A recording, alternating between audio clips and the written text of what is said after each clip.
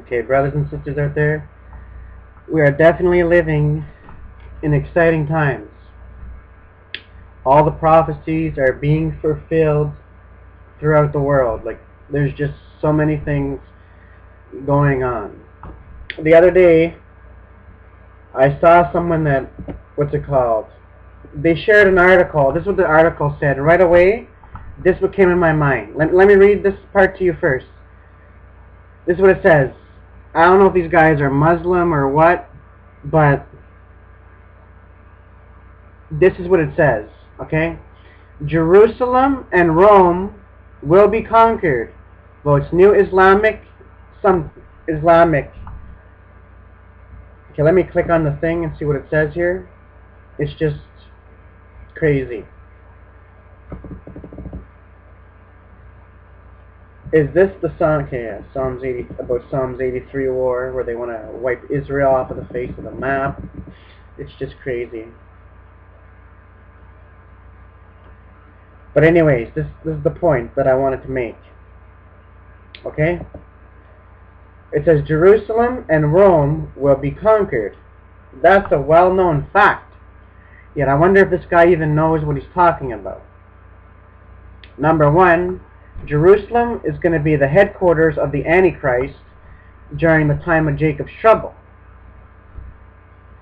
And Rome will be under the whole world's going to be under a world government, so this whole world's going to be under control of the Antichrist. But when I saw this right here, when it says Jerusalem and Rome will be conquered, number one, the Antichrist, because he's the one that's going to make peace with Israel for 7 years, but it's not going to last for 7 years. It's only going to last for 3.5 years. And the false prophet, he's the one that's going to be in Rome. It's very clear from that topic. So that was just significant to see a Muslim saying that Jerusalem and Rome will be conquered.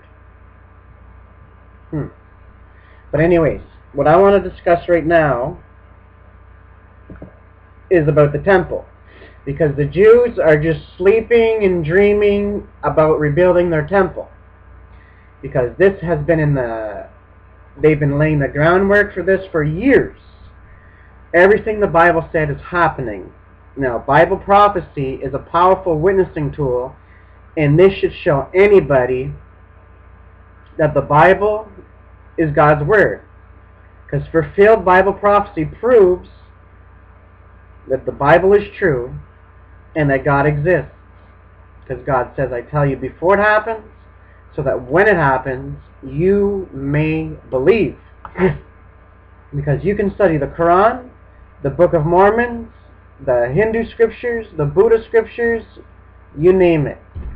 Not one of them dares to predict the future.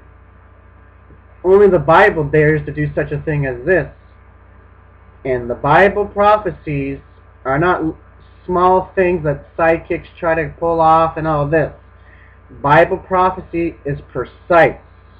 When God says something's going to happen, it's going to happen precisely and in great detail, exactly as He said it would. Prophecy after prophecy demonstrates that the prophecy is true, and God intended for His Word to be interpreted literally. And the Bible claims to be inspired by God, where it says, for all Scripture is inspired by God, and for inspiration, to correct, and so on. And also in the book of Peter, where it says, for holy men of God were moved, for there's no private interpretation, the holy men of God were moved by the Holy Spirit. And yet the Bible proves that by fulfilled prophecy. Not one prophecy in the Bible has ever failed. Now this should challenge anybody. If not one prophecy in the Bible has ever failed, think about it.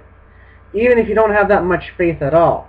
Because the Bible is about 1/4 prophecy, and over 80% of Bible prophecy has already come to pass. Now that should make anybody think, even if you don't have that much faith at all, hey, that is significant, I better pay more attention to what the book has to say. And ain't that the truth? Every single thing that the Bible said would happen is happening right now before our very eyes. The generation that we are living in right now, no other generation has seen the stuff that we have seen. Because so many people say, oh, you still hold on to that. Jesus Christ is coming back. You know how many years they've been saying that? Blah, blah, blah, blah, blah, so on and so on. You know what? They're actually a fulfillment of Bible prophecy. It says in 2 Peter chapter 2, 2 Peter chapter 2 verse 3, or the 2 Peter chapter 2, the second epistle of Peter chapter 3 verse 3. Realize this: in the last days scoffers will come, saying, where's the promise of his coming? Things continued as they were since our fathers have fallen asleep. Well, let me tell you something. Things have not continued as they were. No other generation within the last 1900 years have seen the rebirth of the nation of Israel. Think about that one. The Jews were scattered throughout the main world, and that's another prophecy that God said would happen to them.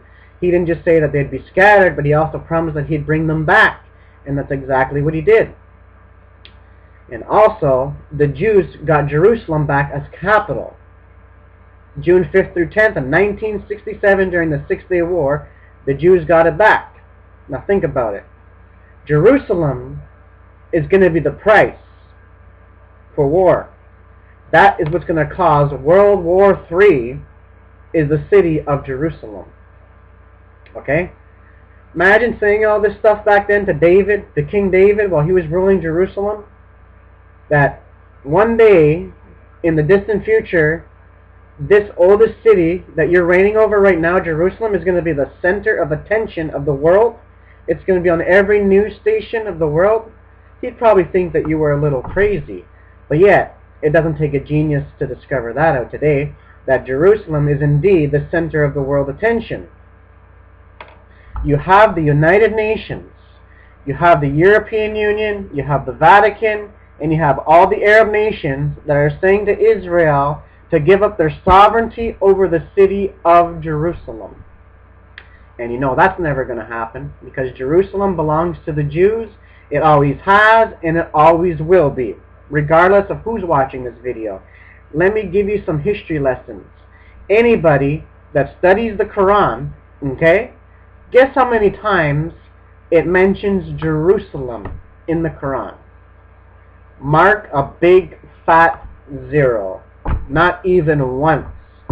You see, it's all satanic. It's all a deception. They don't care about the Jews. The land is meaningless. They don't care about the land, okay? Don't buy this lie. They want to make peace with Israel, blah, blah, blah. It's a bunch of bull. It's not true. The land is meaningless to them. It's their existence that they don't like. They want to finish the job that Hitler started. They don't care if you're a civilian, a child, or whatever. They will kill you. This is what these people's mindsets are programmed for, okay? They believe a true Muslim can only enter paradise is if they die for the cause of Allah, okay? Which Allah doesn't even exist. That's why prophecy is a powerful tool.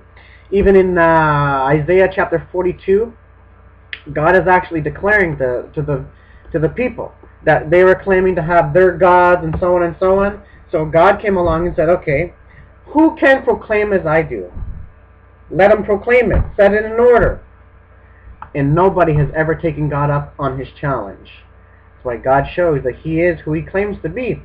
He tells you which is false and which is true.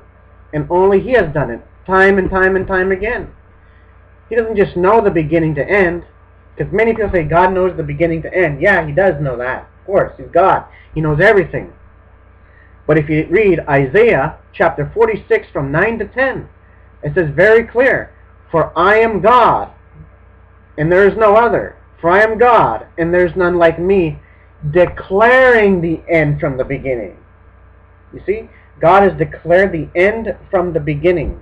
He declared it all before it even happened. You want to know where the history of the world is? Where this world is headed? Study prophecy. Because that's where exactly this world is headed.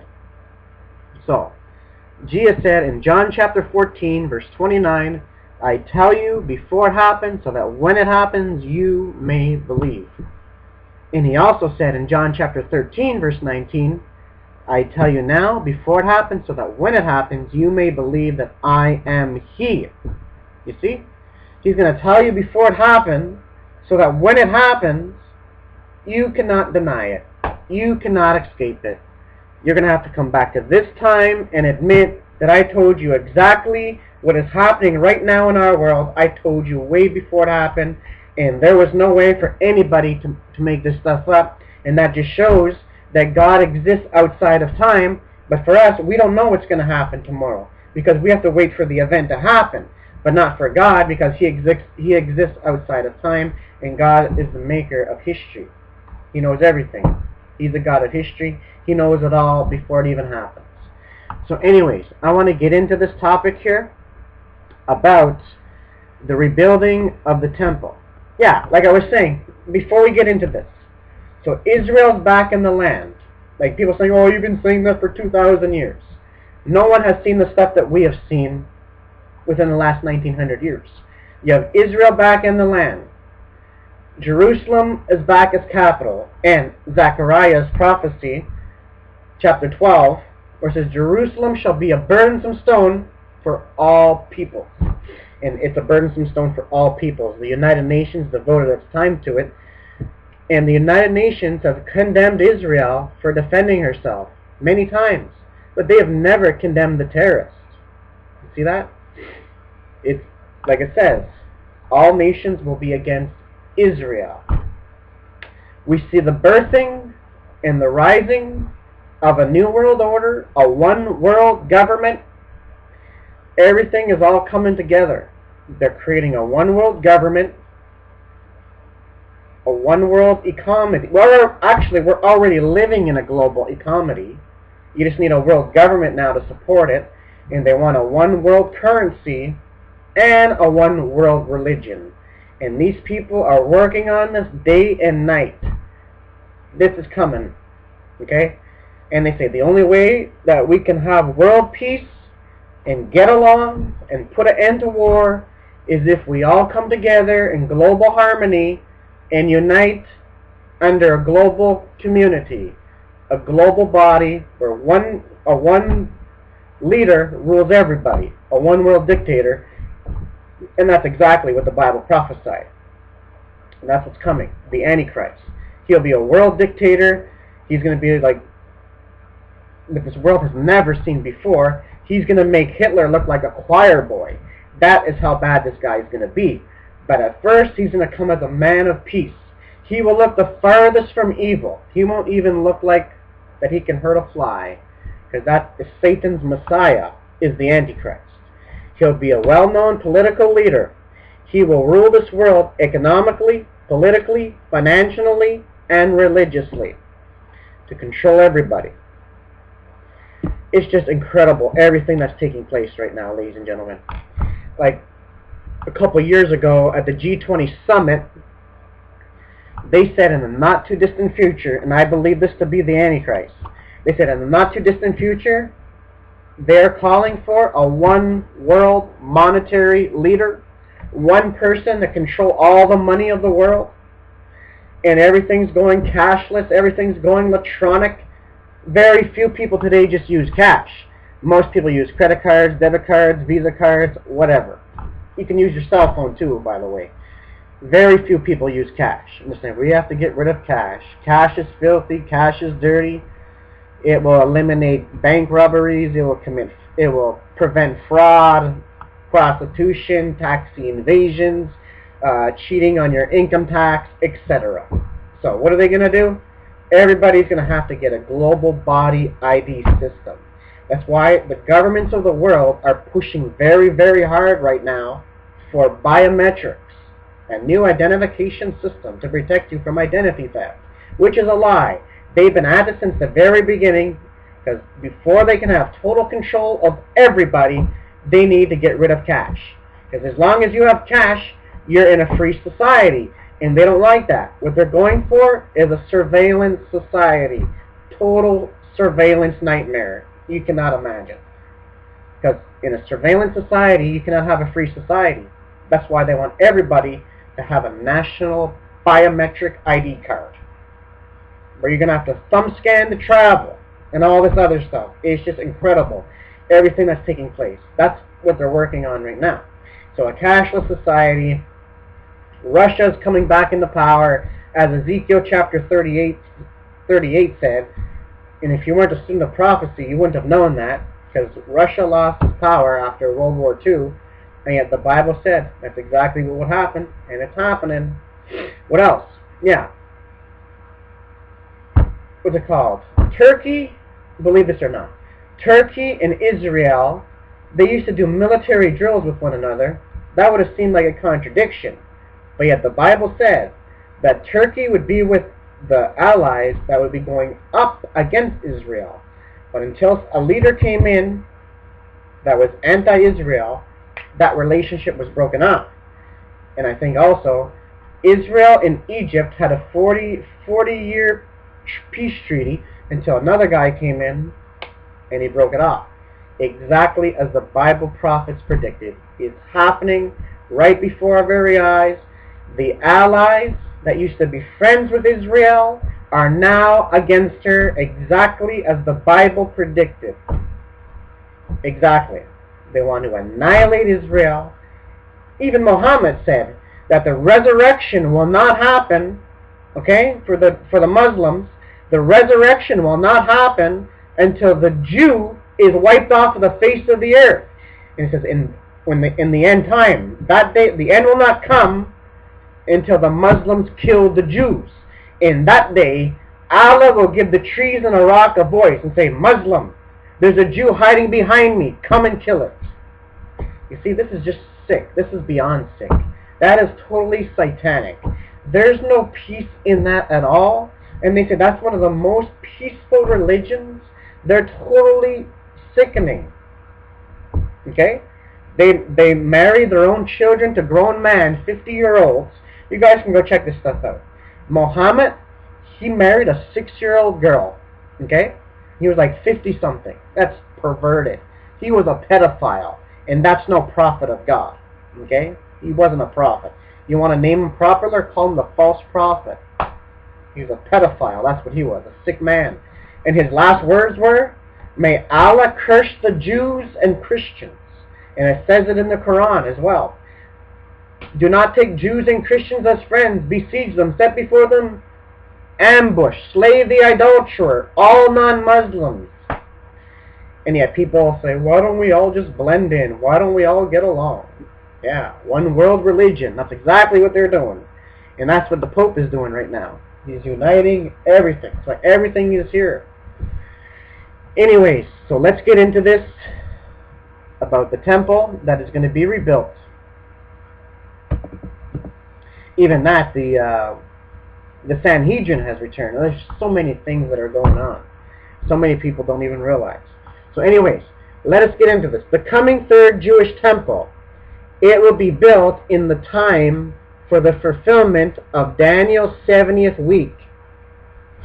Okay, in the 9th chapter of the book of Daniel, we read a prophecy about the coming end times. The New Testament calls it the Great Tribulation. The Old Testament calls it the time of Jacob's trouble. But they both are speaking of the same event. This event is a 7-year period predicted by the preceded by the rapture, which kicks off the start of the 7 year of tribulation.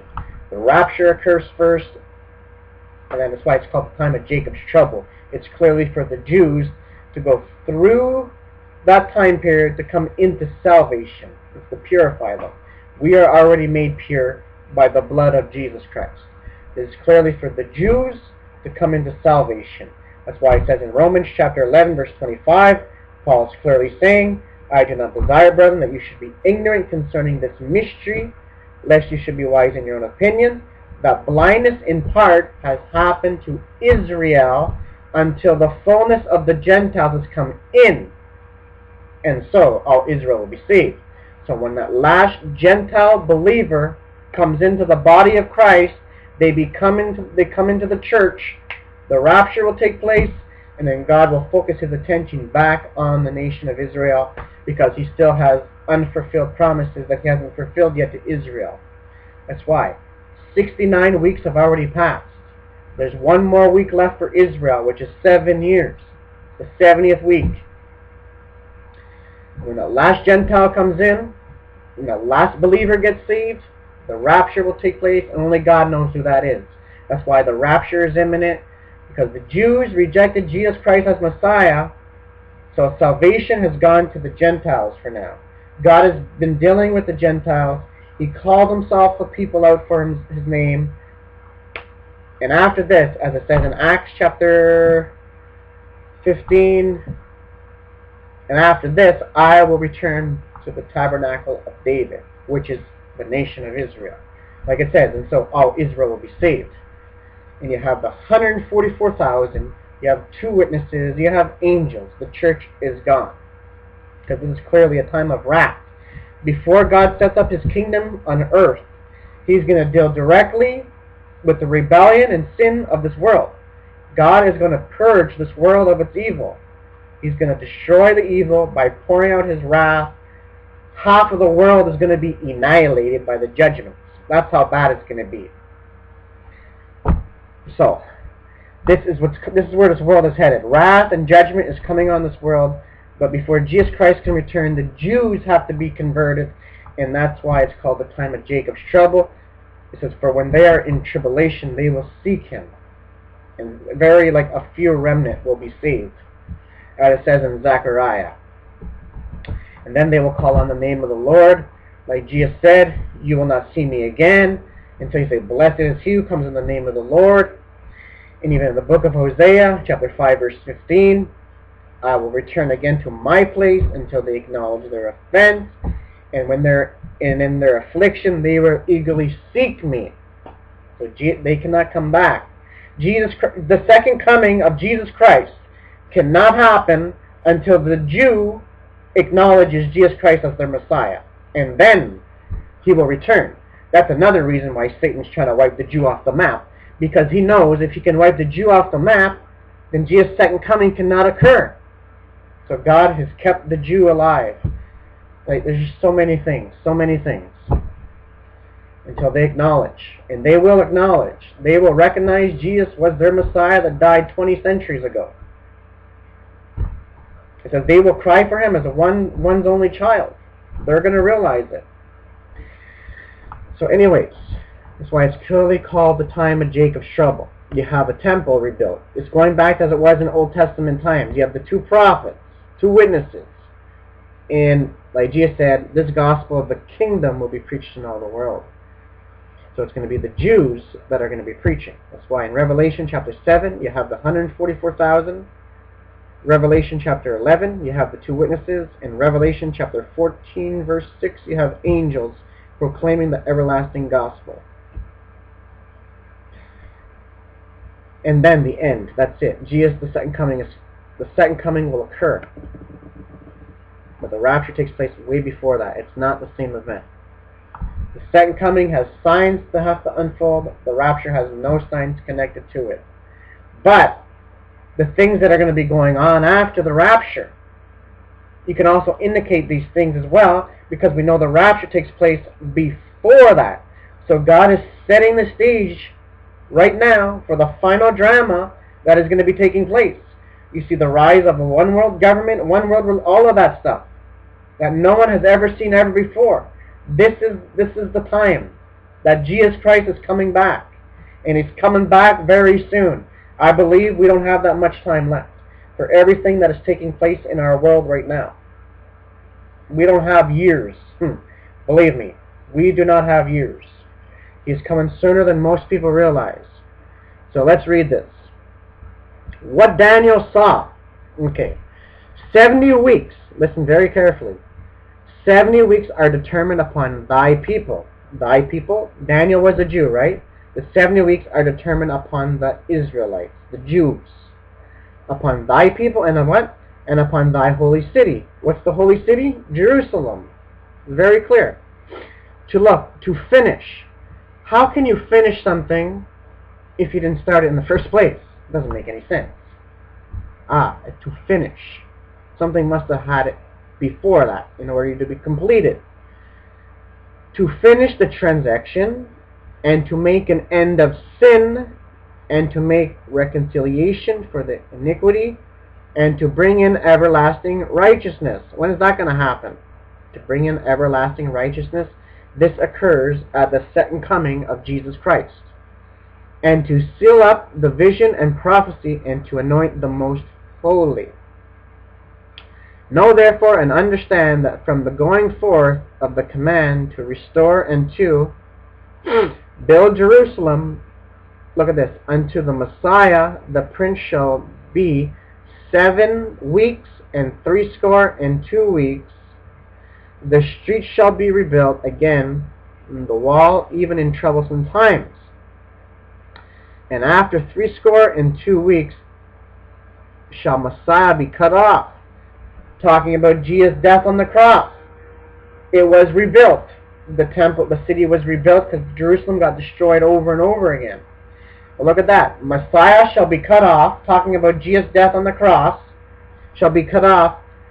But not for himself. And look at this. And the people of the prince that shall come. The people of the prince. The people of the prince. Which is Rome. Look, the people of the prince shall destroy the city and the sanctuary. This is an amazing prophecy. This is in Daniel. It's so accurate. Jesus came, after Jesus rose from the dead and ascended into heaven, like 40 years later, what happened? Titus, which was the prince, the people of the prince, his soldiers, he commanded them to go and destroy the city. But he knew the incredible value of the temple, okay? So he told them, do not leave one stone left upon another. The temple was not destroyed because they saw it burning. The temple was burning. They saw the incredible value of it. So they took each stone off one by one, and they did not leave one stone left upon another. The words of Jesus Christ were literally fulfilled right to the letter. So, come shall destroy the city and the sanctuary, and the end therefore shall be with the flood, and unto the end of the war desolations are determined. Now here it's talking about the Antichrist. And he shall confirm the covenant with many for 1 week. Now the word week there in the Hebrew is Shabuah or Tektat, which is 7 years. The Jews have a different calendar than us. He shall confirm a covenant with many for 1 week. Look at this. And in the midst of the week he shall cause the sacrifice and oblation to cease. Sacrifice. Where do you do sacrifices at? You do it on the temple. And for the overspreading of abominations he shall make it desolate. The Antichrist is going to make it desolate by setting up an image in the temple. That's when the Jews are going to flee. Let those that are in Judea flee. Because they're going to know right away, this guy is a phony. Because that's violating one of the second commandment. You shall have no other gods before me, nor greater images. It puts an image in the temple. The desolate even until the commission, and that determines, shall be poured upon the desolate.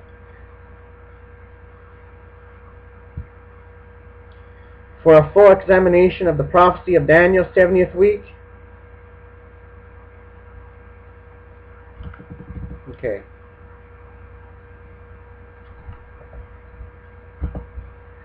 The temple rebuilt, but taken over by the Antichrist. This temple that they're rebuilding right now is going to be taken over by the Antichrist. That's the temple that he goes into, that Paul talked about in 2 Thessalonians chapter 2, verse 4, where it says, he shall oppose himself and exalt himself above everything that is called God or that is worshipped, so that he, as God, sits in the temple of God, showing to the whole world that he is God. It's crazy. It's going to happen. Daniel was given a vision far into the future, pointing to a time when the Jewish temple would be rebuilt. The temple in Jerusalem was destroyed by the Romans in 70 AD, and for nearly 2,000 years. Now it's best laid in ruins, with just parts of the temple walls and some of the foundings remaining. Watches of the end time Bible prophecy, having long speculated as to whether or not the temple would be built for a third time, and it will be. Bible prophecy is certain and accurate. God says it will happen, it will happen. But Daniel verse 27 clearly sees that there is a built temple. Exactly. And he, the Antichrist, shall confirm the covenant with many for 1 week. And in the midst of the week he shall cause the sacrifice and the abomination to cease, and for the overspreading of abominations he shall make it desolate, even until the commission, and that determines, shall be poured upon the desolate. Daniel chapter 9 verse 27 and on. How can you have sacrifice and obliteration ceasing if there is no temple? Good question. From which to have sacrifices and obliterations, clearly there needs to be a working, functioning, rebuilt temple. And the only place where God would allow a temple to be built is exactly where the ruins of the last one now stands. But as previously stated, this temple will be taken over, as Daniel the prophet foresaw, but the lawless one, community known as the Antichrist, at exactly 3.5 years after the start of the time of Jacob's trouble, this temple will not be the Lord's temple.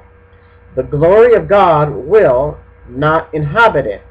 Supreme Muslim Council Temple Mount is Jewish.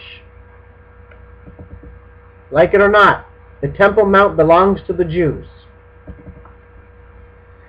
The worldly discerned Arab Muslim portion that the Temple Mount is not Jewish has been debunked by the Supreme Council of Jerusalem in a Temple Mount guide published in 1925. In 1997, the Muslim chief of Palestine, there's no such thing as a Palestinian Authority, the claim of the Jews to the right over Jerusalem is false. Satan knows the promises of God, so Satan's working through these Muslim people. It's false. And we recognize nothing but an actual Islamic Jerusalem. Yeah, right. So I said, people, it's going to lead to World War III. Under Islamic stream, this begins a campaign to convince the world that the Mahdi, old nationalism between Jerusalem and Jews, was in Islamic movement chief.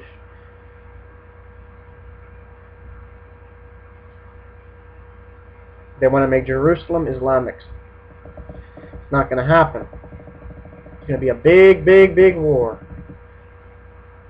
The Jerusalem-based Temple Institute reports that it has acquired a copy of the eventual 1925 Supreme Muslim Council Guide book to Eretz. Okay. The time of Jacob's trouble will soon be here. Okay? But before that happens, we, the body of Christ, are leaving. We will not be here for this time period.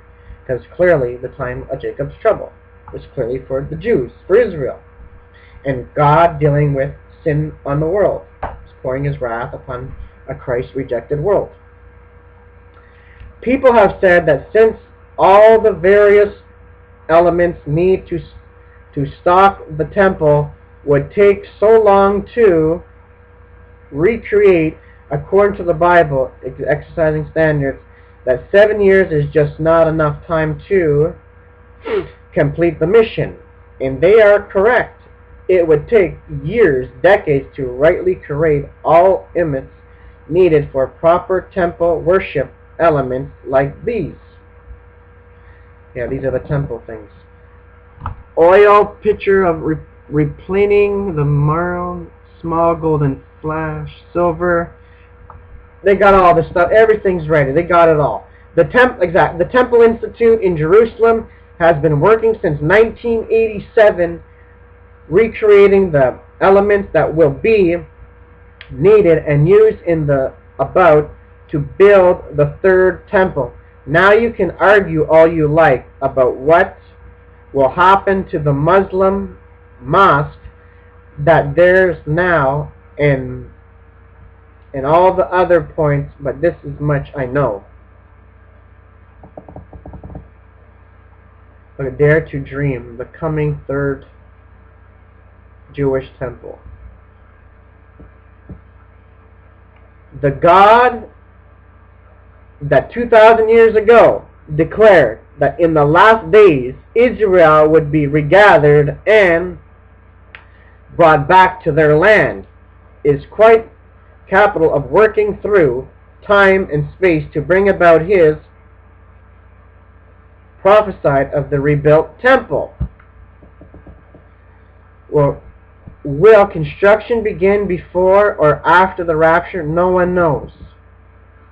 But the Temple Institute has been working day and night for the past 23 years to create everything that the inside of the temple will need. So you might say that the hard part is already done. Yep. Look at this as a picture here. It says next year, the temple. These people are ready, man. That's why there, it's finished. These people are ready to build their temple. It's just incredible to see these things happening. Because many people say, what about the Dome of the Rock? Because that's where Solomon's porch was, that's where the temple was. What's going to happen to that? Nobody knows. Many people speculate of what's going to happen. Some people say a missile's going to hit it and it's going to explode. And that's how they're going to build it. Or there's going to be a massive earthquake and that's what's going to get rid of it, or whatever. Some people say the Muslims and the Jews are going to build their temple beside the Muslim mosques. Nobody really knows. You can only speculate at this time. All that we know is that the Bible says there will be a temple. When God says something, like I said before in the beginning of this video, when God says something's going to happen, it's going to happen precisely and in great detail. God says the Jews are going to have a third temple. You can count on it as if it already happened. Because Bible prophecy is pre-recorded history. This is sure to happen as if it already happened. Believe it or not, it will happen exactly as God said. God will prove to you that He is who He says He is. By what He says, it will come to pass precisely, accurately, correctly, with precision, to exact detail, right on target. That's the God that we serve. So anyways, brothers and sisters out there, live ready, stay ready, be ready for the coming of the Lord, because everything is ready. It's when that last person comes into the body of Christ, which we don't know who it is. It could be today, it could be at any moment. When that last person gets saved, zap, we're out of here to the glory of God. And then God's going to focus His attention back on the nation of Israel. So this is all I got to say. So brothers and sisters in Christ out there, keep looking up, lift up your heads, because our King is coming. Jesus Christ is coming back very soon. And this is all I got to say, and God bless you all. God bless.